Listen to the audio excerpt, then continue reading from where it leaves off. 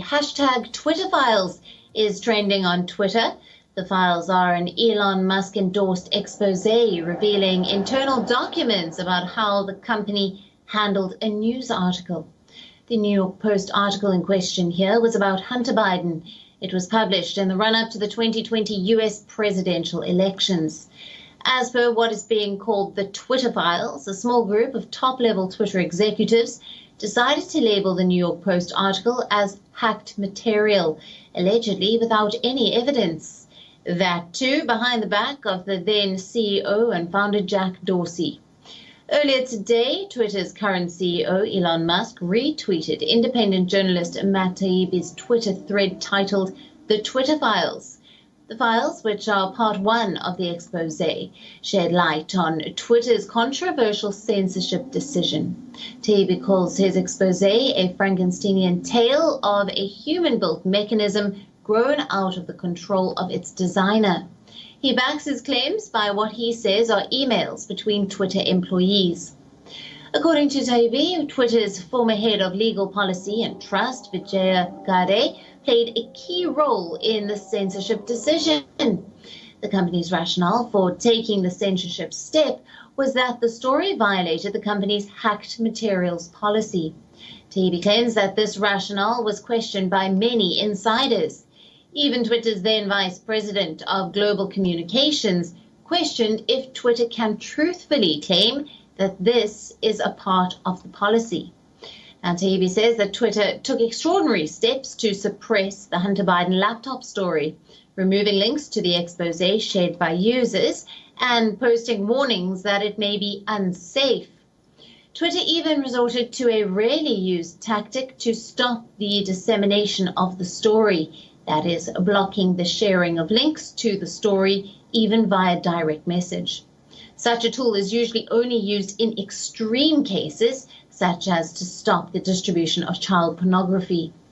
Twitter's censorship of the story led to then White House Press Secretary Kayleigh McEnany getting locked out of her account with just weeks before the 2020 election. Elon Musk, who purchased Twitter last month, has previously insisted that full disclosure was needed to determine why Twitter decided to block the article. Musk had been teasing the release of the internal files for several days, arguing that the public deserves to know what really happened. Taibbi, through his Twitter files, also revealed company emails responding to a request allegedly from the Biden team shortly after the company cracked down on the Hunter Biden story. One email, dated October the 24th, 2020, contained a list of tweets that had the message, "More to review from the Biden team." In response, someone wrote back, "Handle these." Taibbi further notes that both Republicans and Democrats had access to these tools. He says in 2020, requests from both the Trump White House and the Biden campaign were received and honored. But the independent journalist notes that the system wasn't balanced and was based on contacts.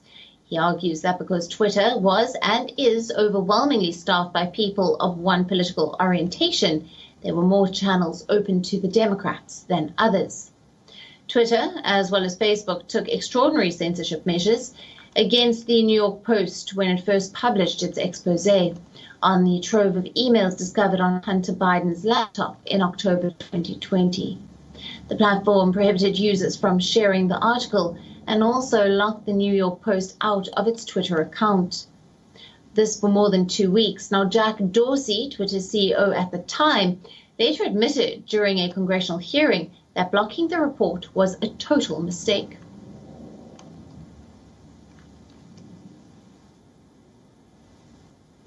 Now, for more on this, we are being joined by Adrian Mars, who is a technology journalist from London. Thank you for being with us. Now, this Elon Musk endorsed expose revealing the internal documents about how the company handled the news article about Hunter Biden. Take us through the important details of this expose. Well, there's a lot of back and forth going on in these tweets, and it comes down really to the veracity of the original story, which has been questioned a lot since. There's been lots of forensic analysis of the laptop data.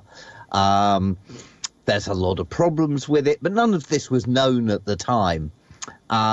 So it was a story verified by the New York Post, a respectable news organisation, and it was suppressed.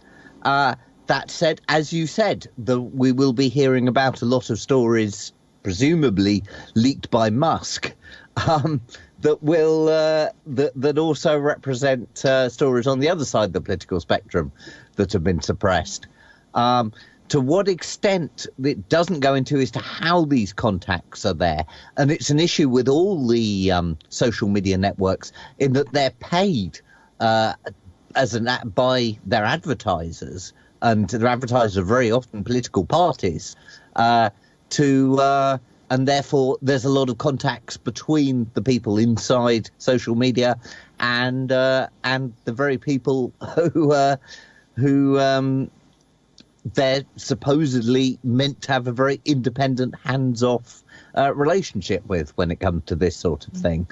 So, I mean, there was in this case, there's been so much back and forth within Twitter that sort of it's very hard to know really how much this is conspiracy versus simple bad decision that they doubled down on.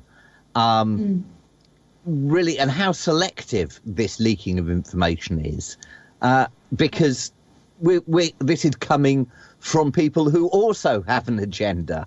And if you dig through almost any corporate pile of internal emails and dig out certain examples, you can certainly lead people to think one way or the other on this sort of thing. It's very, very hard to know whether there was a serious problem in Twitter backing the Democrats rather than the Republicans consistently. And it really, I suspect we will find out more, in part because so many people have left Twitter. And over time, a lot of those people will talk. They've lost sort of roughly 80% of their employees. Yeah, absolutely. Now, Adrian, this, of course, comes at a time where Musk has been facing tough questions on the idea of censorship and freedom of expression on Twitter. How will this story and the ones to come in the future impact these debates? Well, it's really the bigger concern for all social media is how will legislators react, I think. Public confidence is probably something that's more related to pre-existing views. Whether I think for those who think that there is something of a conspiracy, that their side of the political spectrum is not being represented properly, probably won't change their views. But it does raise serious issues as to how these people are regulated.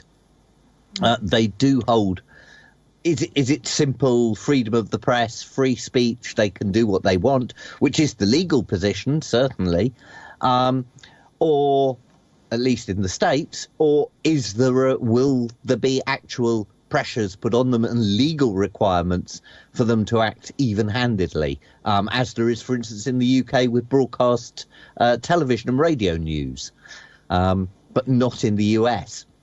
So that in the US, it's maybe less constitutional to do so because of their freedom of the press constitutional Second Amendment rules.